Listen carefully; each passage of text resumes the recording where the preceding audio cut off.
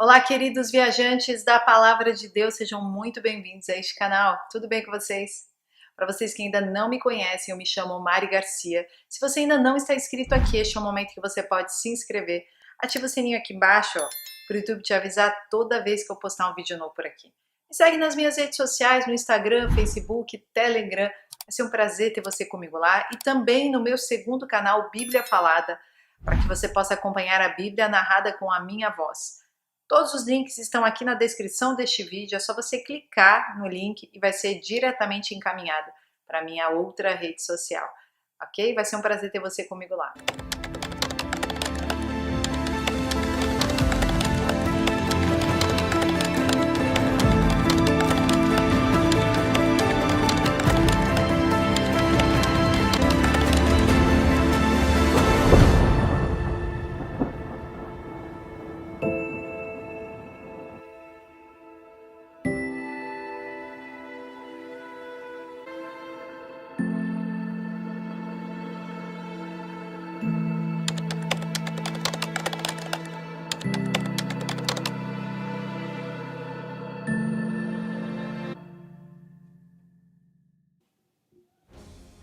Imediatamente após a tribulação daqueles dias, escurecerá o sol, e a lua não dará a sua luz, e as estrelas cairão do céu, e os poderes do céu serão abalados. Então aparecerá no céu o sinal do Filho do Homem, e todas as tribos da terra se lamentarão. E eles verão o Filho do Homem vindo nas nuvens do céu, com poder e grande glória. E ele enviará os seus anjos com um grande som de trombeta. E eles ajuntarão os seus eleitos, desde os quatro ventos, de uma extremidade do céu à outra. Hoje, a maioria dos cristãos acreditam que a esperança do crente está no arrebatamento antes da tribulação, pré-tribulacional, da igreja fiel. E também acredita e ensina que a segunda vinda do Senhor terá duas fases. A primeira fase acontecerá quando o Senhor Jesus vem para os seus santos, e a segunda fase acontece quando ele vem com os santos, 7 anos depois. No entanto, em nenhum lugar da Bíblia somos ensinados que haverá um arrebatamento secreto, pré-tribulação, antes que o anticristo apareça, e que haverá um período de 7 anos de grande tribulação. O que podemos provar é que 3 anos e meio, ou 1260 dias, ou 42 meses, ou um tempo, tempos e meio tempo, apontam para o tempo que haverá a grande tribulação. De fato, as Escrituras ensinam claramente que há apenas uma segunda vinda do Messias, o nosso Senhor Jesus. Sabemos que quando ele voltar, haverá um evento público para que todos vejam. Como vemos no Apocalipse 1, versículo 7, eis que ele vem com as nuvens e todo o olho há de vê-lo, e também aqueles que o perfuraram, e todas as famílias da terra se lamentarão por causa dele.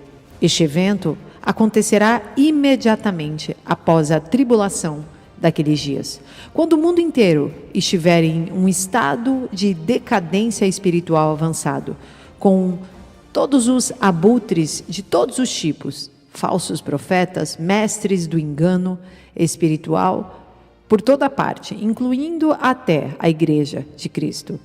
Também nos é dito que imediatamente após a tribulação daqueles dias, o sol escurecerá e a lua não dará a sua luz.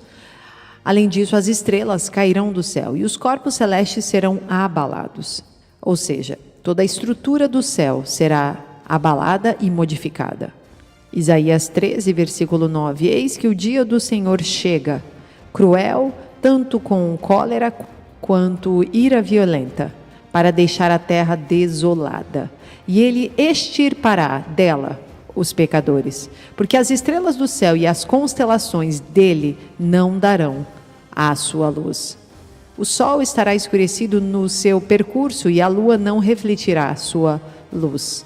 E eu punirei o mundo pelo seu mal e o perverso por sua iniquidade. E eu farei a arrogância do orgulhoso cessar, e cessarei a arrogância do terrível.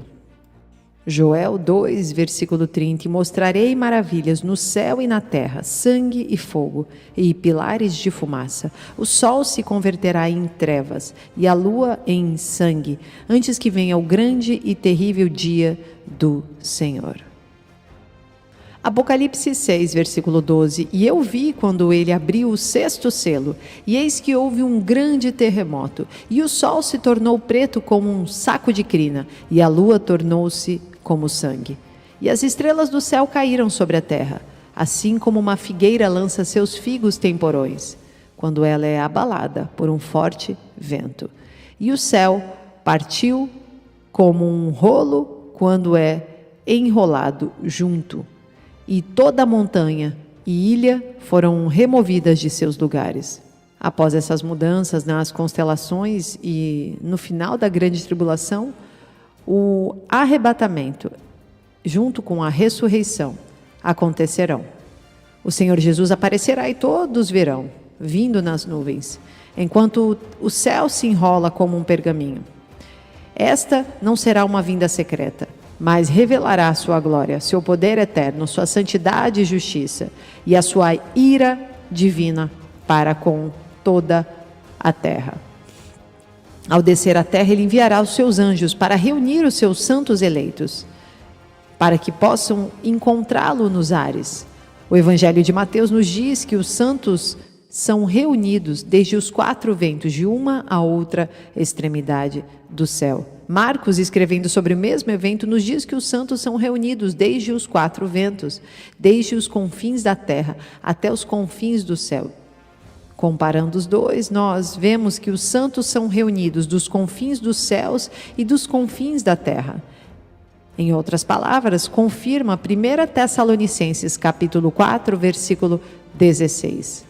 Porque o mesmo Senhor descerá do céu com brado e com voz de arcanjo e com a trombeta de Deus, e os mortos em Cristo ressuscitarão primeiro. Depois nós, os que estamos vivos e permanecemos, seremos arrebatados juntamente com eles nas nuvens, a encontrar o Senhor nos ares.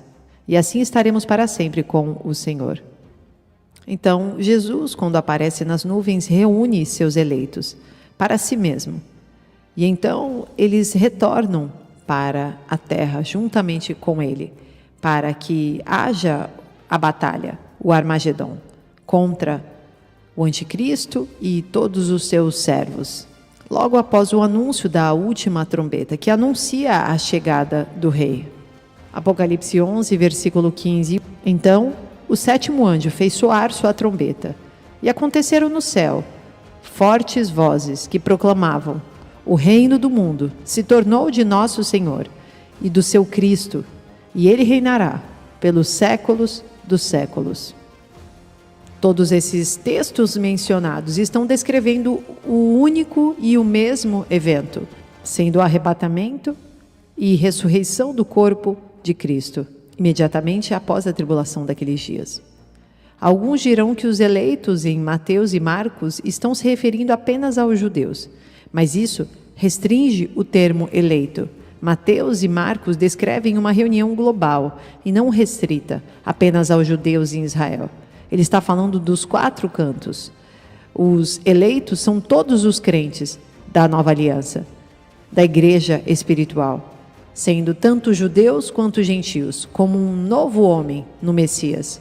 A mesma palavra grega eleito é usada em outras partes do Novo Testamento para se referir aos crentes desta nova aliança, como o corpo de Cristo. 2 Timóteo 2,10, portanto sofro todas as coisas por causa dos eleitos, para que também eles obtenham a salvação que está em Cristo Jesus, com glória eterna.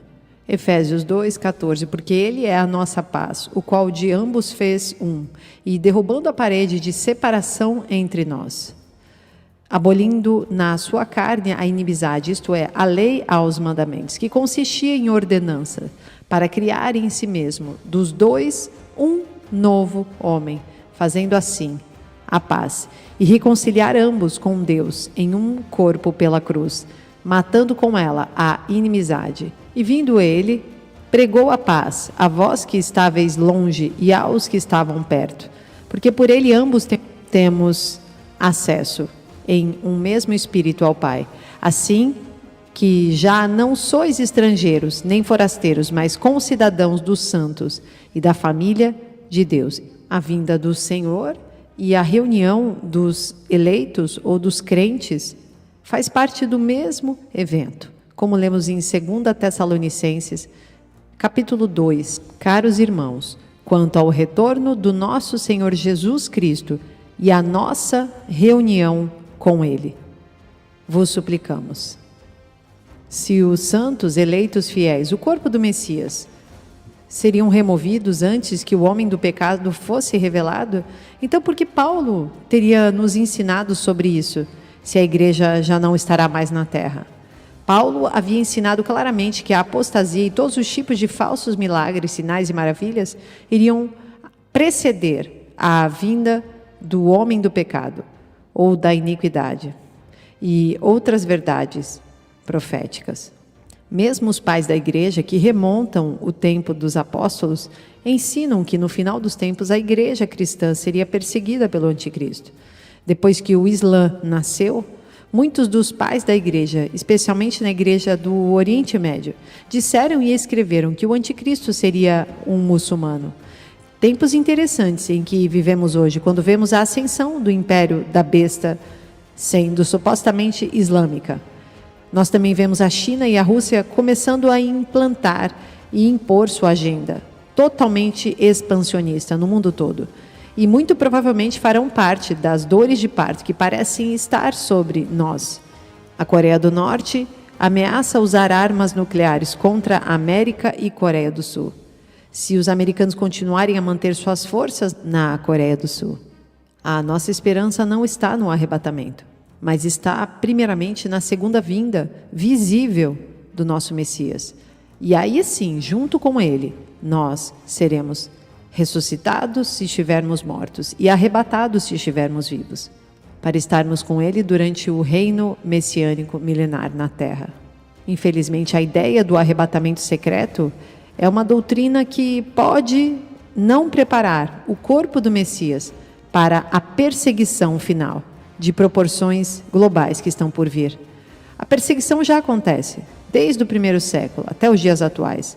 Quando você pensa nas terríveis atrocidades no nosso mundo, em que somos expostos, você entende que o anticristo ainda fará coisas muito piores. Portanto, a ideia de uma fuga pré-tribulacional se encaixa muito confortável na zona de conforto dos cristãos, principalmente ocidentais. E então existem diversos livros e filmes que ensinam estas coisas. Mas é interessante que alguns países orientais não conseguem visualizar esta saída tão facilmente. Isso porque muitos já vivem alguns resquícios do que poderia se comparar na perseguição do anticristo. Devemos nos perguntar o que os pastores, ministros que ensinam a respeito do arrebatamento pré-tribulacional dirão a todas as suas ovelhas quando o homem do pecado for revelado e a perseguição começar e a igreja possivelmente ainda estiver na terra. Enquanto estivermos neste mundo, não seremos poupados de sofrimentos, provações, tentações e todo tipo de situação estressante. Até mesmo terremotos ou tsunamis ou desastres de um tipo ou de outro. Nem todos serão capazes de escapar de tal perseguição. Muitos crentes já estão sendo perseguidos agora. Alguns escaparão na grande tribulação, mas grande maioria de nós não escapará. No entanto, sermos resgatados das mãos dos nossos inimigos quando o nosso Messias voltar. E os nossos inimigos, sim, experimentarão a ira de Deus, o julgamento do Senhor. Disso nós seremos poupados. Portanto, nós devemos hoje nos encher do Espírito Santo de Deus. No Apocalipse nós lemos como podemos vencer Satanás. Apocalipse 12, versículo 11. Eles, portanto, o venceram por causa do sangue do Cordeiro e por intermédio da palavra do testemunho que anunciaram, posto que face a face com a morte não amaram, mas a própria vida. Perceba como estaremos face a face com a morte, mas Mais do que amar a própria vida, amaremos o testemunho de Cristo, a palavra de Deus. E o sangue do Cordeiro vencerá por nós. Nós precisamos apenas continuar declarando que só o Senhor é Deus em nossas vidas e que somos seguidores de Cristo Jesus. E com a palavra refutaremos todo ataque maligno de Satanás. Então, todos aqueles que saíram da grande tribulação vencerão. Assim como lemos no Apocalipse 7, versículo 9. Em seguida olhei, e diante de mim descortinava-se uma grande multidão tão vasta que ninguém podia contar, formada por pessoas de todas as nações, tribos, povos e línguas. Estavam em pé diante do trono do Cordeiro, vestidos com túnicas brancas, empunhando folhas de palmeiras, e proclamavam com grande voz: a salvação pertence ao nosso Deus, que se assenta no trono, e ao Cordeiro. Apocalipse 20, versículo 4. Olhei e vi alguns tronos, e foi entregue o poder de julgar aos que neles se assentaram. E vi as almas dos que foram degolados, por causa do testemunho de Jesus e da palavra de Deus, os que não adoraram a besta, nem tampouco a sua imagem, e não receberam o sinal na testa nem nas mãos. Eles reviveram e reinaram com Cristo durante 1000 anos. Seja pela vida ou pela morte, finalmente Deus será glorificado em seu povo santo. No final, o próprio Deus terá a última palavra. O poderoso, o grande eu sou, o único que pode todas as coisas. Obrigada por tudo, Senhor. Sê conosco, enche-nos da tua fé e viveremos contigo durante toda a eternidade, para sempre e sempre. Amém. Deus abençoe, queridos. E até o próximo vídeo.